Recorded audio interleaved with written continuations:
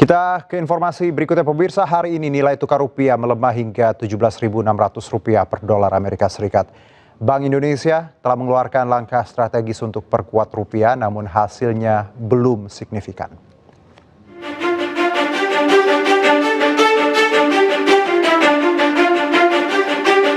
Jumat pagi, nilai tukar rupiah kembali melemah dan menembus level Rp17.600 per dolar pada bursa perdagangan.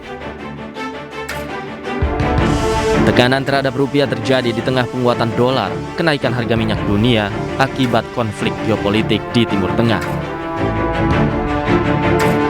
Pelemahan rupiah yang jauh dari target pemerintah mengindikasikan reaksi pasar yang belum merespon positif capaian pertumbuhan di kuartal pertama.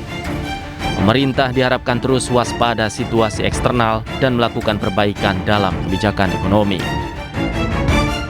Pelemahan itu menunjukkan bahwa pasar belum melihat pertumbuhan ekonomi triwulan 1 itu sebagai sinyal kuat, fundamental ekonomi benar-benar sesuai dengan apa yang mereka rasakan.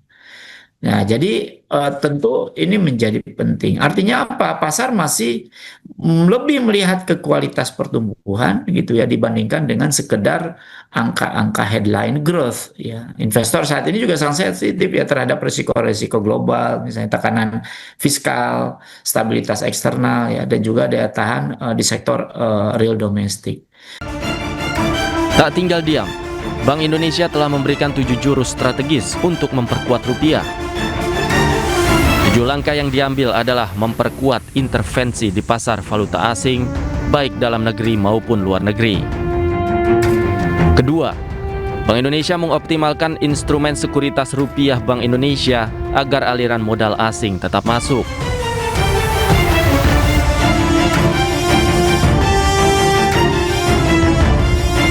Langkah ketiga, di bidang fiskal dan moneter Bank Indonesia bekerja sama dengan Kementerian Keuangan dalam pembelian surat berharga negara.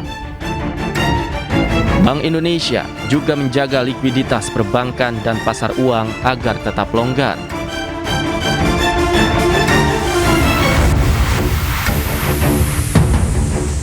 Langkah kelima, membatasi pembelian dolar tanpa underlying. Keenam, Bank Indonesia memperkuat intervensi di pasar uang luar negeri untuk menambah pasokan valuta asing.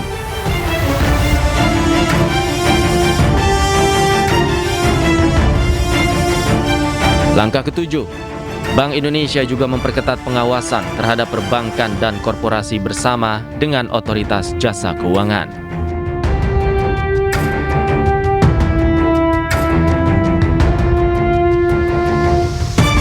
Tujuh langkah Bank Indonesia ini diharapkan bisa menstabilkan nilai tukar rupiah agar daya beli masyarakat tetap terjaga. Dari Jakarta, Tim Liputan iNews melaporkan. Tersangka kasus fitnah ijazah Jokowi Roy Suryo menyebut tidak terlalu memperdulikan status berkas kasusnya selesai dan siap disidangkan. Roy mengaku lebih fokus membuktikan jika ijazah Jokowi palsu dan yang ia lakukan adalah benar. Dan usai sudah kebersamaan kita dalam iNews Prime hari ini, temukan informasi terbaru lainnya di inews.id. Cuplikan tayangan berita iNews dapat Anda saksikan di kanal YouTube @official_inews. Dan pemirsa, terima kasih telah menyaksikan iNews Prime hari ini. Tetap jaga kesehatan dengan memilih air mineral dengan kemasan tersegel sehingga lebih aman dan terlindungi bebas dari debu. Saya Herjino Syaputra, sampai jumpa.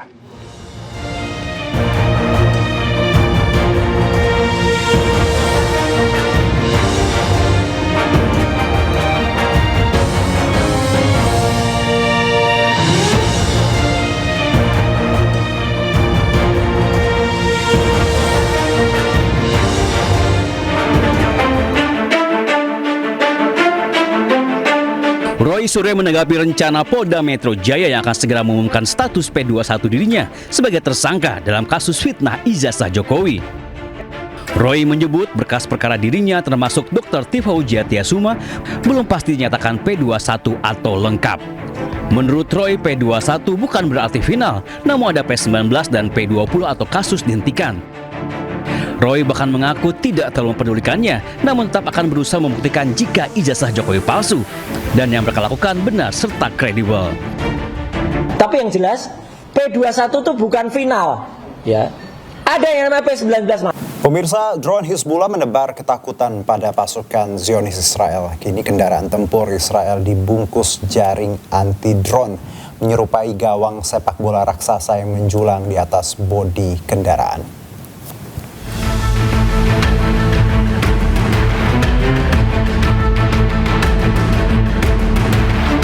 Ancaman drone kamikaze berpemandu serat optik milik Hizbullah memaksa Israel berinovasi cepat bahkan dengan cara yang terkesan darurat. Kini kendaraan tempur Israel dibungkus jaring anti-drone menyerupai gawang sepak bola raksasa yang menjulang di atas bodi kendaraan. Langkah ini mencuat setelah sebuah video beredar di media sosial memperlihatkan kendaraan militer Israel yang dipasangi rangka logam dan jaring nilon.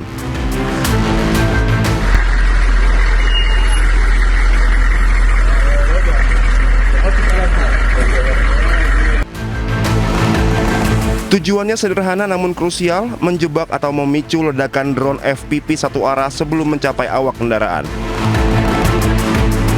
Dengan jarak ledak yang lebih jauh, dampak hulu ledak diharapkan berkurang, meski efektivitasnya sangat bergantung pada jenis drone dan muatannya.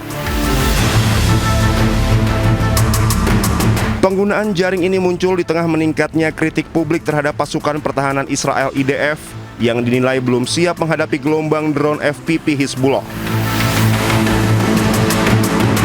Akhir pekan lalu, 1 prajurit Israel tewas dan 6 lainnya terluka akibat serangan drone.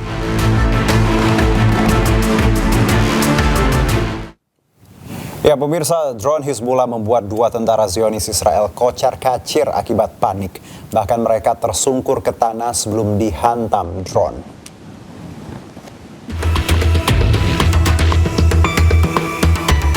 Dua tentara Zionis Israel jungkir balik saat sebuah drone Hizbullah menyasar mereka.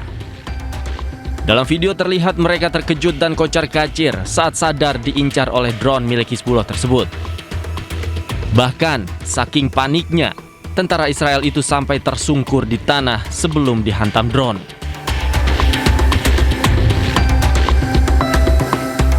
Tak hanya menyasar pasukan Israel, drone Hizbullah juga berhasil menghantam tank Merkava Israel. Tank Zionis yang sedang patroli di kota Ainata, Lebanon Selatan itu hancur lebur dihantam drone pejuang Hizbullah. Dalam video terlihat drone perlahan-lahan mendekat ke target sebelum menghancurkannya. Ya pemirsa, 6 roket diluncurkan Hizbullah menuju Kiryat Shmona di utara Palestina yang diduduki Israel. Roket tersebut beranak pinak sebelum mendarat di wilayah penjajah.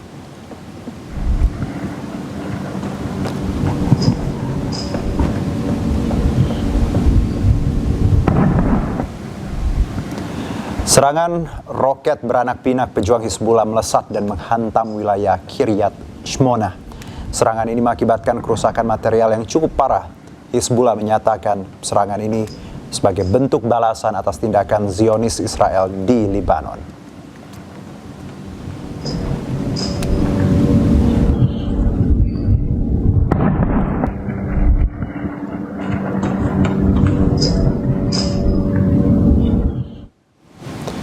Sebuah bom udara pasukan Zionis Israel dievakuasi dari sebuah gedung tinggi dengan menggunakan alat berat di Lebanon Selatan.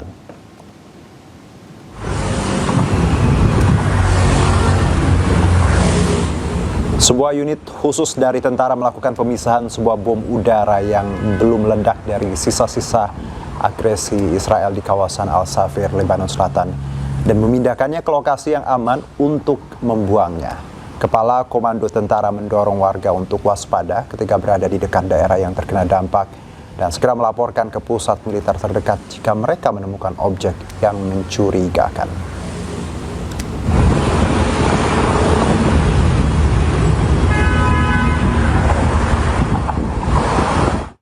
Ya, sementara itu pemirsa, Zionis Israel diduga kembali menggunakan bom fosfor untuk menyerang Lebanon. Militer Israel secara luas menggunakan amunisi fosfor putih yang berbahaya di wilayah Lebanon Selatan sejak 3 tahun terakhir. Di tengah kegelapan malam, cahaya terang yang diduga bom fosfor terlihat dari kejauhan. Hal itu menyusul laporan Israel kembali menggunakan bom fosfor menargetkan sejumlah wilayah di Lebanon Selatan. Di antaranya wilayah Yahmar al-Shafiq, Ali al-Tahir, hingga Zautar al-Sharqiyah.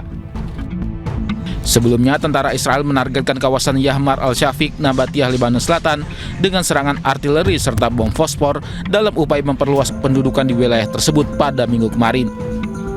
Maret lalu, militer Israel juga menggunakan fosfor putih yang ditembakkan dari artileri ke arah pemukiman di Lebanon Selatan, seperti di kota Yahmar dan Nabatiyah. Militer Israel dilaporkan secara luas menggunakan amunisi fosfor putih di wilayah Lebanon Selatan, terutama selama eskalasi konflik antara Oktober 2023 hingga Mei 2026. Aksi Israel melanggar hukum humaniter internasional karena bom fosfor memiliki konsekuensi buruk bagi warga sipil, di mana bisa sebabkan luka bakar parah serta dampak beracun yang bertahan lama di lingkungan. Amnesty International kini selidiki kasus penggunaan bom fosfor yang dilakukan Israel. Pasukan Zionis Israel melakukan agresi militer di kota Sur, Lebanon Selatan, meski perwakilan Israel dan Lebanon tengah melakukan pembicaraan damai di Amerika Serikat.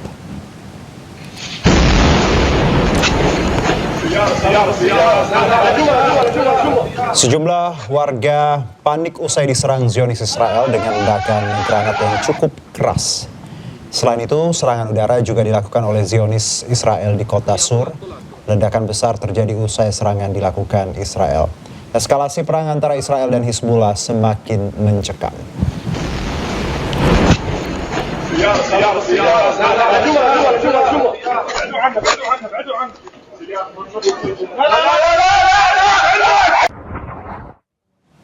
Sementara itu, pemirsa, akibat agresi militer Zionis Israel di wilayah Nabatiyah, Lebanon Selatan, rumah warga hancur tak tersisa.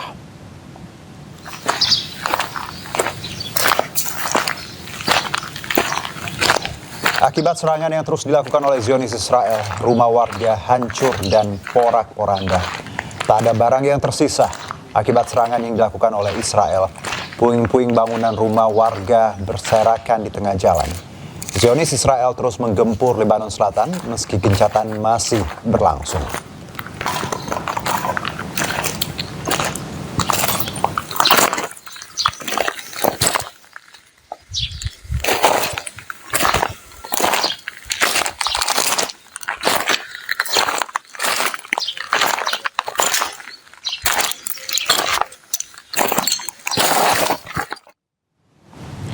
Drone pejuang Hizbullah serang sebuah kendaraan mobil yang dikendarai Zionis Israel. Selain itu, pejuang Hizbullah juga melakukan serangan drone ke pangkalan Zionis Israel di perbatasan Lebanon Selatan.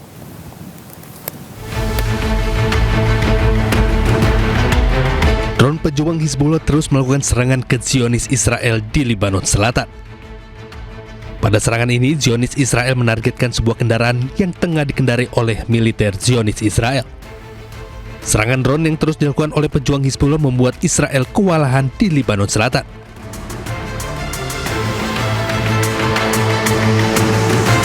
Selain itu, pejuang Hizbullah juga melakukan serangan ke pangkalan Zionis Israel di perbatasan Lebanon Selatan.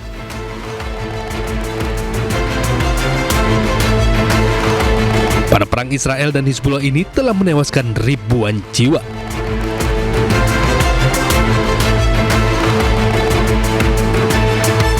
Pemirsa, Arab Saudi mengecam tindakan provokatif yang dilakukan oleh pejabat pendudukan Israel di Masjid Al-Aqsa.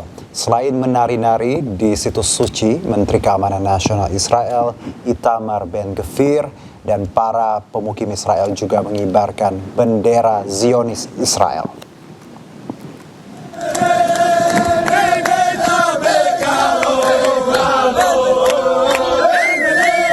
Pemerintah Arab Saudi mengecam tindakan provokatif yang dilakukan oleh pejabat pendudukan Israel. Sudah berulang kali Menteri Keamanan Nasional Israel Itamar Ben-Gvir menyerbu kompleks Masjid Al-Aqsa di Yerusalem Timur. Kecaman tersebut disampaikan melalui akun resmi media sosial X Kementerian Luar Negeri Arab Saudi. Kerajaan Arab Saudi mengecam apa yang disebut sebagai tindakan provokatif berulang di Masjid Al-Aqsa.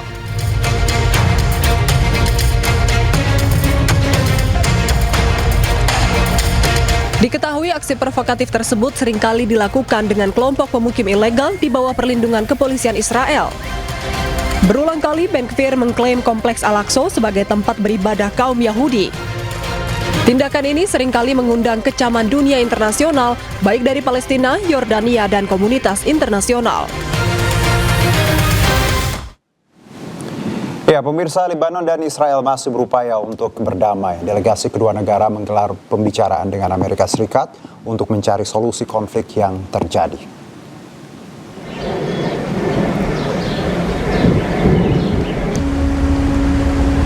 Sejumlah mobil yang membawa delegasi Lebanon dan Israel tinggalkan gedung Departemen Luar Negeri Amerika Serikat setelah menggelar perundingan yang bertujuan untuk menghentikan perang kedua negara. Para pejabat Amerika Serikat menggambarkan perundingan berlangsung positif dengan kedua pihak dijadwalkan kembali berunding sebelum gencatan senjata yang didukung Amerika Serikat berakhir Minggu nanti. Perundingan berlangsung ketika jumlah korban meninggal akibat serangan Zionis Israel di Lebanon terus meningkat meski ada gencatan senjata yang dimediasi Amerika Serikat pada 17 April lalu. Pihak Lebanon mendesak gencatan senjata yang pasti hingga penarikan pasukan Israel dari Lebanon Selatan. Sementara Zionis menuntut pelucutan senjata Hizbullah.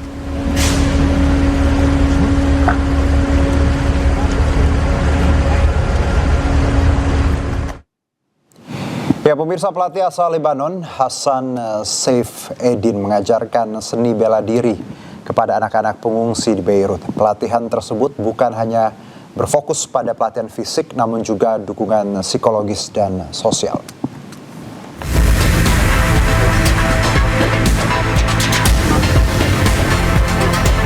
Pelatih bela diri Lebanon Hassan Saif Eddin mengajarkan seni bela diri kepada anak-anak pengungsi untuk membantu mengatasi kesulitan di tengah perang.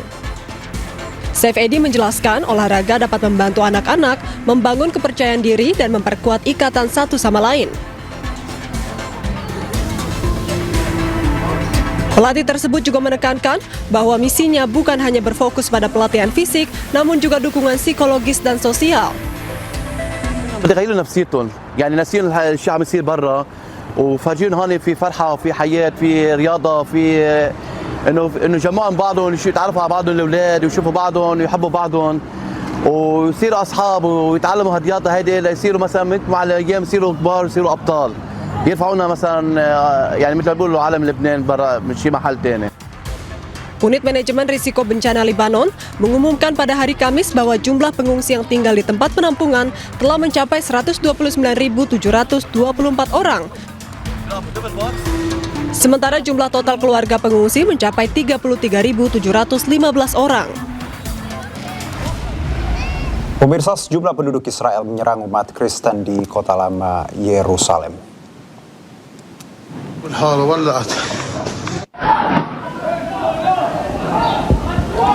Akibat penyerangan ini, penduduk Israel terlibat saling serang menggunakan barang dan saling pukul. Aksi saling serang ini akibat penyerangan yang dilakukan oleh penduduk Israel.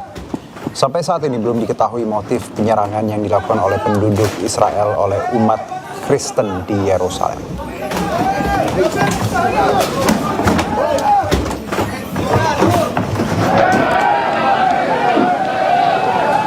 Ya, selain itu penduduk Israel juga melakukan serangan ke warga Palestina di Jalan Al-Wad dekat Masjid Al-Aqsa jelang sholat Jumat. Penduduk Zionis Israel terlihat melakukan aksi pukul terhadap warga Muslim Palestina jelang sholat Jumat.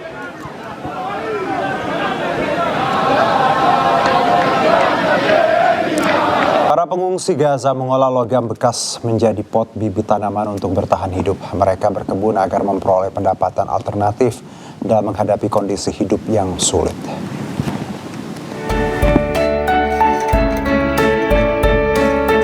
Warga pengungsi dari Rafah di bagian selatan jalur Gaza telah mengubah kaleng logam kosong menjadi pot bibit tanaman. Mereka berkebun sebagai sumber pendapatan alternatif dalam menghadapi kondisi hidup yang sulit. Rekaman yang diambil pada hari Kamis menunjukkan sebuah pembibitan kecil di daerah Al-Mawasi. Mereka harus mengumpulkan kaleng logam bekas dari tempat sampah dan menggunakannya kembali untuk pertanian. Kemudian mengisi wadah logam dengan kompos dan tanah sebelum menanam dan menyiram bibit. Proyek berkebun tersebut dimulai setelah mereka kehilangan lahan pertanian dan mengungsi ke Khan Younis tanpa sumber pendapatan yang tersisa.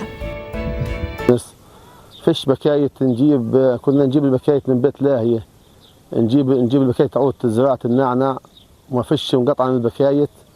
بدأنا نجيبها، جبنا قصة العلب هذه، اجت لنا مشروعات العلب، زراعة العلب. بدأنا نلم من التكيات العلب ونزرعهن ونعبيهن سماق ونزرع فيهن نعنع ورود وبتنجان وفلفل وشغلات. Inisiatif tersebut juga menciptakan peluang kerja bagi para pemuda. Mereka membeli bibit dan pot dari pembibitan untuk menjualnya kepada warga dengan harga terjangkau. 39 pesawat militer Amerika Serikat hancur dan rusak selama perang melawan Iran. News Prime segera kembali.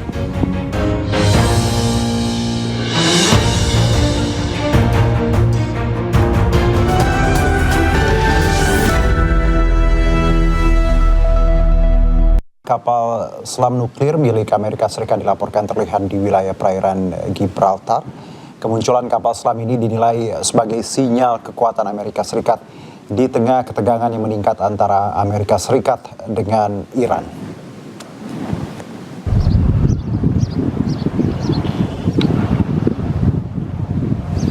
Kapal selam Amerika Serikat USS Alaska SSBN 732 terlihat muncul ke permukaan di Laut Gibraltar. Kemunculan di gerbang antara Samudra Atlantik dan Laut Mediterania ini dikawal ketat oleh Angkatan Laut Inggris. Kapal selam USS Alaska ini mampu membawa hingga 20 rudal balistik berhulu ledak nuklir. Hal ini dinilai sebagai sinyal kekuatan Angkatan Tempur Amerika Serikat di tengah ketegangan antara Amerika dengan Iran.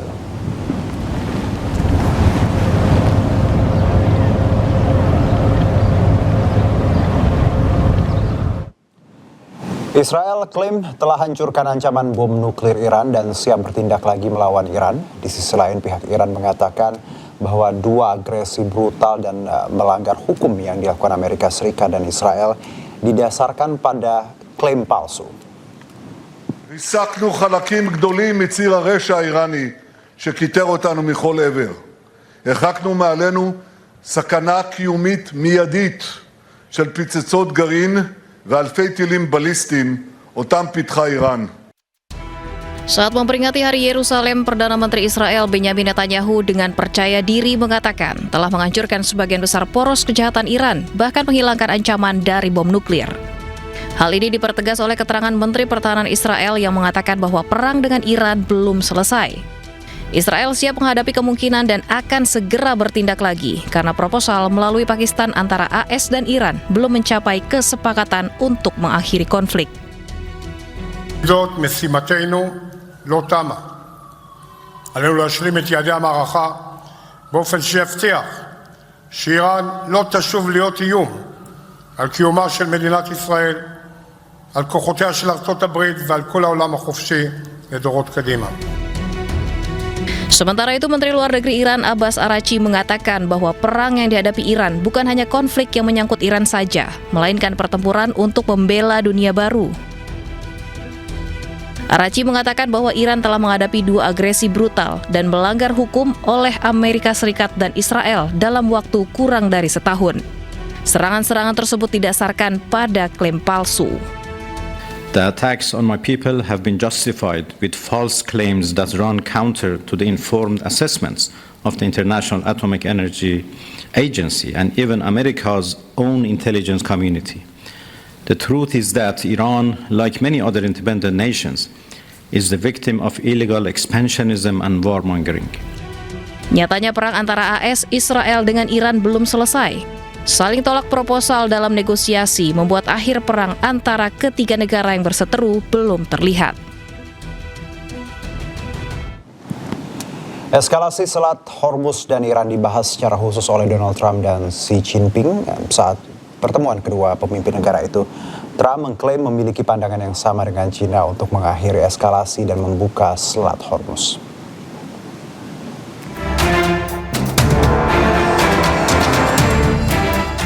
Pertemuan antara Presiden Donald Trump dan Xi Jinping menjadi sorotan dunia.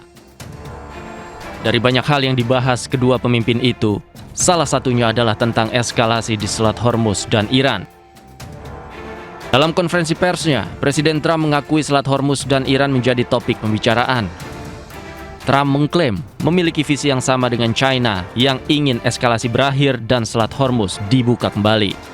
We did discuss Iran. We feel very similar to Iran. We want that to end. We don't want them to have a nuclear weapon. We want the straits open. We're closing it now. They closed it, and we closed it on top of them. But we want the straits open, and we want them to get it ended because it's a crazy thing. They're a little bit crazy, and it's no good. Can't have it. They cannot have a nuclear weapon. Selain membahas tentang eskalasi di Hormuz dan Iran, kedua pemimpin negara itu juga makan malam bersama di Balai Agung Rakyat Beijing. Trump dan Xi Jinping saling puji dan membahas berbagai topik penting lainnya seperti Taiwan dan kerjasama perdagangan antara dua negara tersebut. Presiden China Xi Jinping memperingatkan Presiden Amerika Serikat Donald Trump untuk menghindari perang. Xi Jinping mengkhawatirkan ketegangan isu Taiwan bisa memperkeruh hubungan Amerika Serikat dan China dan beresiko mengalami gesekan besar jika isu Taiwan tidak ditangani secara hati-hati.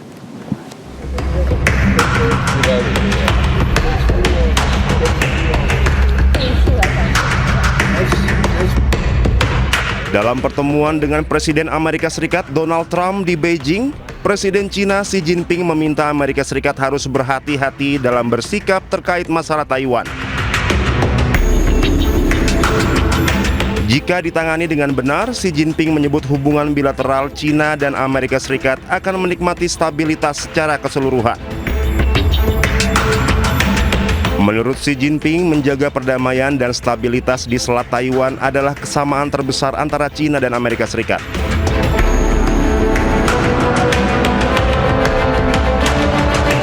Sementara Menteri Luar Negeri Amerika Serikat Marco Rubio menegaskan sikap politik negaranya atas isu Taiwan tidak berubah usai pertemuan Presiden Amerika Serikat Donald Trump dengan Presiden China Xi Jinping di Beijing.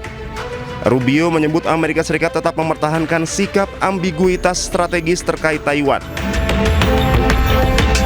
Menurut Rubio, Amerika Serikat tidak ingin terjadi konflik di Taiwan. U.S. policy on the issue of Taiwan is unchanged as of today and as of the meeting that we had here today. It was raised. They always raise it on their side. We always make clear our position and we move on to the other topics. We know where they stand and I think they know where we stand. Sebelumnya, pemerintah Amerika Serikat di bawah Donald Trump diketahui meningkatkan hubungan pertahanan dengan Taiwan yang menyulut ancaman Cina.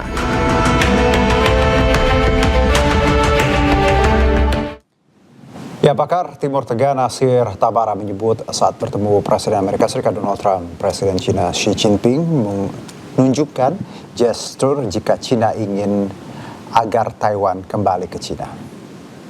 Namun sebetulnya apa yang disembunyikan?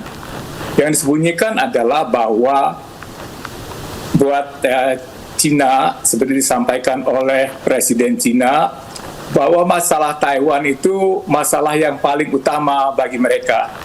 Mereka itu ingin supaya Taiwan itu segera kembali ke pangkuan ibu pertiwinya Tiongkok lah, karena Taiwan dianggap sebagai sebuah wilayah Tiongkok dari dahulu kala.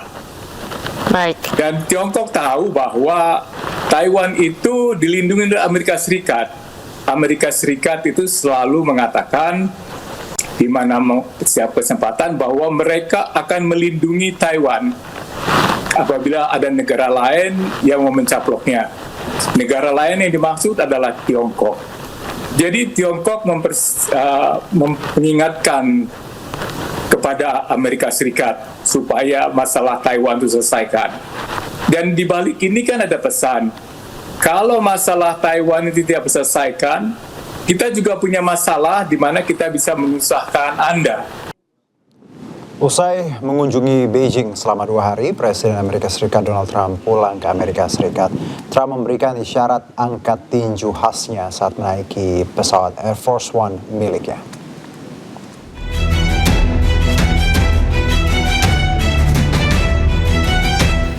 Setelah 2 hari melakukan kunjungan kenegaraan di Cina, Presiden Amerika Serikat Donald Trump pulang meninggalkan Beijing ke Amerika Serikat.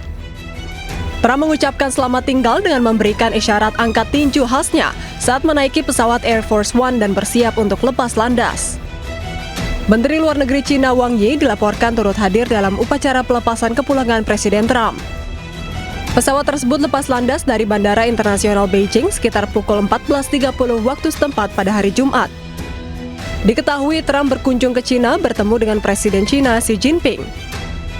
Mereka membahas terkait konflik di Iran dan Selat Hormuz, juga berbagai isu penting lain seperti Taiwan dan kerjasama perdagangan.